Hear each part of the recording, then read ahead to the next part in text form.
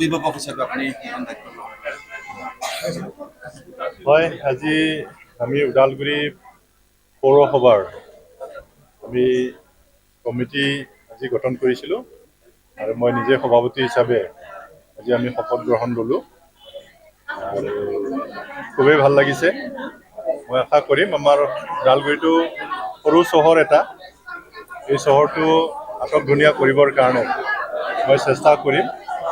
যোৱা দিনবিলাকতো মই চেষ্টা কৰিছিলোঁ আৰু আপোনালোকে সকলোৱে দেখিছে ওদালগুৰি সৰু চহৰ যদিও আমি 4 লেনযুক্ত ৰাস্তা আমি ওদালগুৰিত কৰিছোঁ আৰু এতিয়া ৰাইজে বিচাৰিছে বাকী যিবিলাকত তেনেকুৱা ৰাস্তা কৰিব পৰা যায় তাত কৰিবৰ কাৰণে ময়ো দায়িত্ব লৈ ফালে মই এটা সিদ্ধান্ত ল'ম যাতে আৰু ইয়াতকৈ বেছি সুন্দৰ কৰিব পাৰে। এই সুযোগতে মই ওদালগুৰিবাসী ৰাইজকো অনুৰোধ কৰিম, কিবা এটা কাম কৰিবলৈ যাওঁতে ৰাইজৰ সহযোগ অবিহনে আমি কাম কৰিব নোৱাৰিম।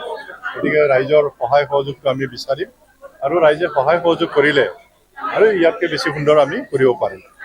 যিহেতু ওদালগুৰি চহৰ ইতিমধ্যে কম পৰ্যায়ত হৈ আছে, বৰুৱাৰ ব্যৱস্থা বা কেনেকুৱা ধৰণৰ আগবাঢ়ি গ'লে আচলতে ৰাজহ হ'ব বা মানুহখিনি সুবিধা পাব? ইতিমধ্যে আজি আমি আমাৰ EM ডাঙৰীয়ানী আহিছিলে আৰু আমাৰ ডাইৰেক্টৰ আমাৰ টাউন এণ্ড কাণ্ট্ৰি প্লেনিঙৰ আমাৰ BTC ডাইৰেক্টৰ তেখেতেও আহিছিলে। তেখেতৰ লগতো মই আলোচনা কৰিছোঁ, যিহেতু বৰ্তমান আমাৰ এই পৌৰসভাটো 6টা মাত্ৰ ৱাৰ্ড আছে, আমি 10টা ৱাৰ্ড কৰিবৰ কাৰণে ইতিমধ্যে আলোচনা কৰিছোঁ আৰু আমি আশা কৰিছোঁ অহা বিত্তীয় বৰ্ষতেই আমি 10টা ৱাৰ্ডটো আমি পাব পাৰিম।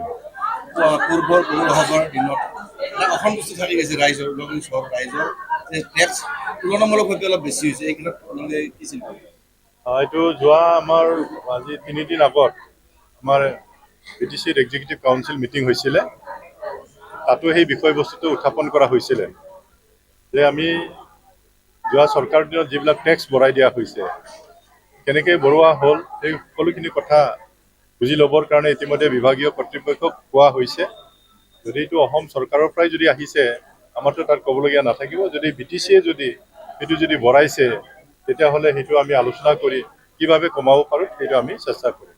ওদালগুৰি চহৰৰ সৌন্দৰ্যৰ কাৰণে আপুনি মন্ত্ৰী হৈ থাকোঁতে এক সুন্দৰ পৰিৱেশ আনিছিল, কিন্তু যোৱা 5 বছৰৰ কথা নকওঁ, নতুনকৈ আমি এটা কথা ক'ব বিচাৰিছোঁ, যিহেতু ঢাকাল চুক আৰু গুলমা চুকত এতিয়াও ৰাস্তাটো সম্পূৰ্ণ হোৱা নাই আৰু এটা মানে যিটো মানুহৰ এক্সিডেণ্ট হয়, যোৱা সেইদিনাও ঢুকাইছে তাত এক্সিডেণ্ট হয়, এনেকুৱা ধৰণৰ যি তাত তেৰা বেকা হৈ আছে আজিলৈকে চিধা কৰিব পৰা নাই আৰু আমি শুনিছোঁ শেহতীয়াভাৱে তাত মাটিও কিন্তু ম্যাদী কৰা হৈছে 2 নম্বৰী কৰি।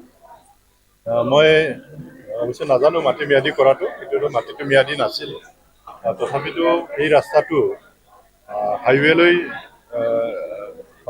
কনভাৰ্ট হ'ব আৰু যেতিয়া হাইৱে হ'ব সেই তেৰা বেকাটো নাথাকিব আৰু গোলমা চকৰ ওচৰত যিহেতু সেই ৰাস্তাবিলাক ভাঙি গ'ল, আজি 3 দিন আগত এটা বেয়াকৈ এক্সিডেণ্ট হ'ল, এজন ছাত্ৰ মৃত্যু সাবটি ল'বলগীয়া হ'ল।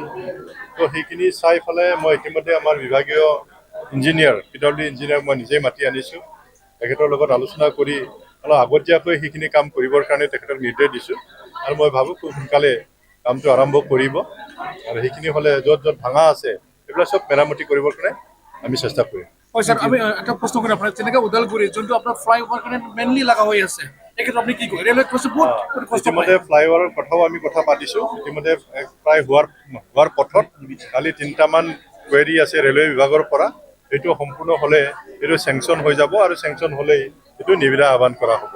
গতিকে ফ্লাইঅভাৰটো আমি আশা কৰিছোঁ মানে খুব সোনকালেই ইয়াৰ কামটো আৰম্ভ হ'ব, এইটো আমি আশা কৰিছোঁ। ঠিক আছে।